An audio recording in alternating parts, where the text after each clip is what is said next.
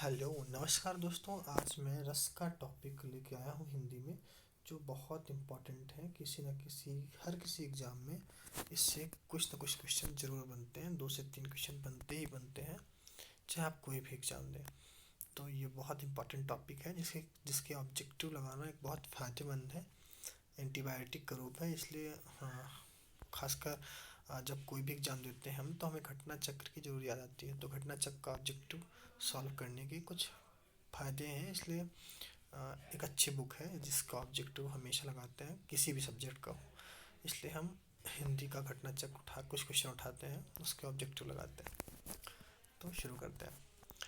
पहला क्वेश्चन है, रस सामग्री किस विकल्प में दी गई है? तो इसका उत्तर है विभाव, अनुभाव, संचारी और स्थायी भाव में रस सामग्री के बारे में जानकारी मिलती है। रस के 4 अंग हैं: स्थायी भाव, विभाव, अनुभाव तथा संचारी भाव। संचारी भाव को व्यभिचारी भाव भी कहते हैं। नाट्य शास्त्र में भरत मुनि ने रस की व्याख्या करते हुए कहा है, विभावानुभाव विचारी संयोगादृश्य निष्पत्ति। अर्थात विभाव, अनुभाव, व्यभिचारी भाव के संयोग से रस की निष्पत्ति होती है। इसमें सबसे महत्वपूर्ण है घटना चक्र में यही कि जो ऑब्जेक्टिव आप लगा रहे हैं उसके बारे में डिटेल पढ़ने को मिल जाता है। तो यदि आप ऑफलाइन अपने पास किताब रखें तो ज़्यादा बेहतर है, और जब आप कभी खाली टाइम में तो वीडियो देख लें, तो कहीं ना कहीं इसके भी फायदे हैं। और इसके ऑब्जेक्टिव आप ज़रूर लगाएं, क्योंकि जो चीज़ आपसे नहीं भी आती है उसके बारे में हर ऑब्जेक्टिव का इसमें डिटेल दे देता है, तो वो रिवाइज हो जाती है, दिमाग में रिमाइंडर का काम करता है। नेक्स्ट क्वेश्चन है, काव्य शास्त्र के संदर्भ में नवरस से क्या अभिप्राय है? तो नवरस से अभिप्राय 9 रसों के बारे में दिया हुआ है। काव्य शास्त्र के संदर्भ में नवरस से अभिप्राय 9 रस से है। ये 9 रस इस प्रकार हैं: श्रृंगार रस, हास्य रस, करुण रस, रौद्र रस, वीर रस, भयानक रस, भीभत्स रस, अद्भुत रस तथा शांत रस। रसों व शाह रस से संबंधित इस कथन का उल्लेख इनमें से किस ग्रंथ में हुआ है? तो इनका उल्लेख तैत्तिरेय उपनिषद में हुआ है। रस से संबंधित कथन का उल्लेख तैत्तिरेय उपनिषद ग्रंथ में इस प्रकार से हुआ है: रसय व शाह विभानुभाव विचारी संयोगादृश्य निष्पत्ति को प्रतिपादित किया है भरत मुनि ने। बहुत इंपॉर्टेंट क्वेश्चन है, अक्सर ये एक शोध का काम करता है, जिसको किसने दिया? भरत मुनि ने दिया।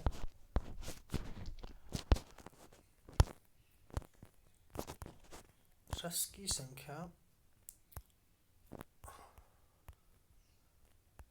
रस की संख्या 8 किसने मानी है? तो रस की संख्या भरत मुनि ने 8 मानी है। रस अलग अलग कवियों ने अलग अलग तरह से बताए हैं, तो भरत मुनि के अनुसार रस की संख्या 8 मानी गई है। आचार्य भरत ने किस रस को नाट्य प्रयोग में स्वीकार नहीं किया है? तो शांत रस को नाट्य प्रयोग में स्वीकार नहीं किया है। रस निरूपण के प्रथम व्याख्याता थे, तो भरत मुनि थे।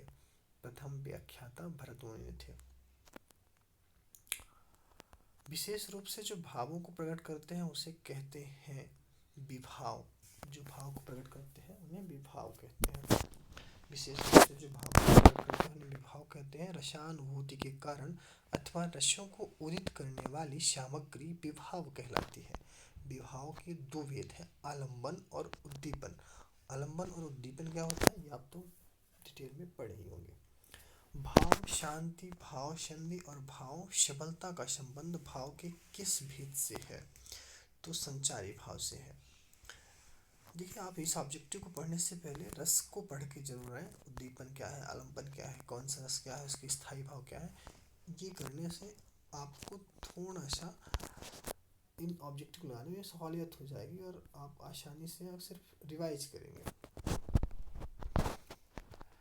नेक्स्ट क्वेश्चन है, विभानुभाव विचारी संयोगादृश्य निष्पत्ति सूत्र किस आचार्य का है? तो वही है आचार्य भरत मुनि द्वारा दिया गया है। भरत मुनि रस सूत्र का विवेचन अपने किस ग्रंथ में किया है? तो नाट्य शास्त्र में। ध्यान रखना, नाट्य शास्त्र भरत मुनि का ग्रंथ है। विभाव, अनुभाव और व्यभिचारी भावों के संयोग से रस की निष्पत्ति होती है, किसका कथन है? तो ये कथन है भरत का। नाटक के संदर्भ में भरत मुनि के अनुसार रसों की संख्या है, तो रसों की संख्या 8 है। भरत मुनि के अनुसार पहले भी देख चुके हैं।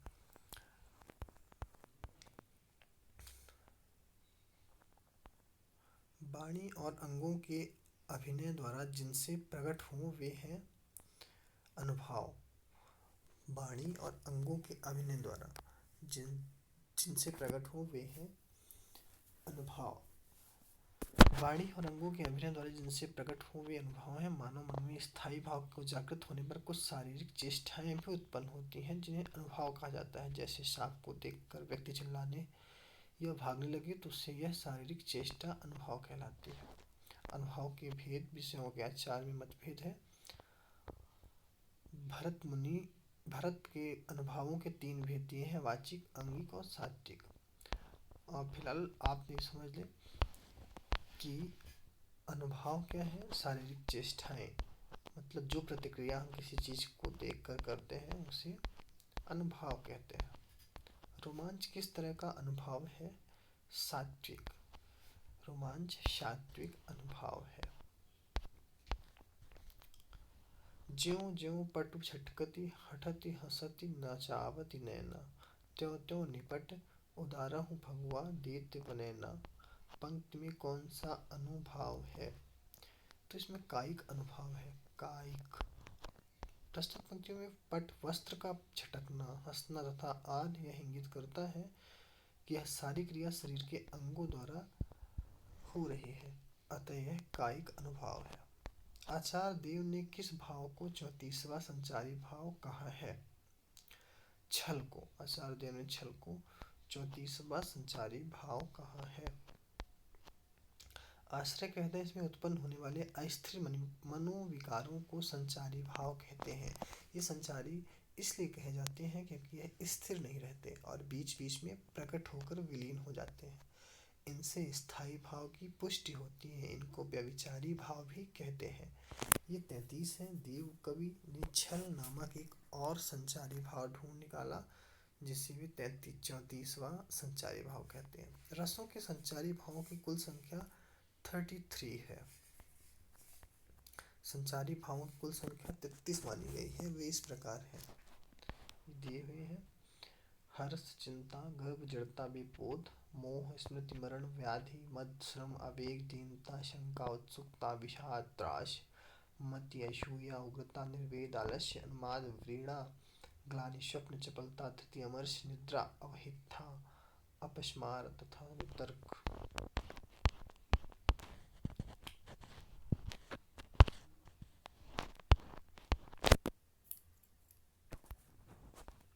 सूची को सुमेलित करना है। सूची 1 और सूची 2 दी है, इनको सुमेलित कीजिए।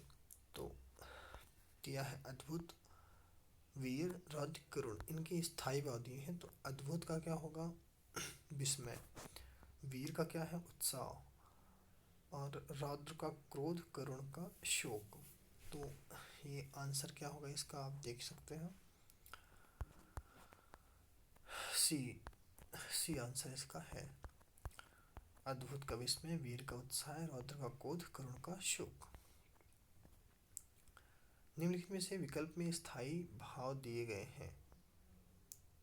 तो रति, शोक, उत्साह, भय, ये सारे के सारे स्थायी भाव हैं।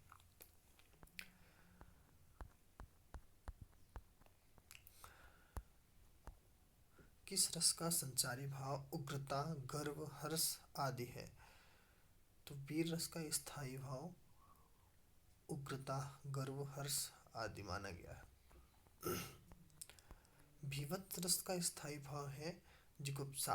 भीभत्स का जुगुप्सा होता है। भीभत्स रस का स्थायी भाव जुगुप्सा होता है। जब जुगुप्सा नामक स्थायी भाव, विभाव आदि भावों की परिपक्वता होती है तब यह रस उत्पन्न होता है। शोक करुण रस का स्थायी भाव है। इसी प्रकार विस्मय अद्भुत रस का स्थायी भाव है। किस रस का स्थायी भाव जुगुप्सा है? वही भीभत्स का। भीभत्स रस का स्थायी भाव जुगुप्सा है। निर्वेद स्थायी भाव है शांत रस का। राम को रूप निहारत जानकी, कंगन की नग की परिछाई कौन सा रस है इसमें? तो श्रृंगार रस है।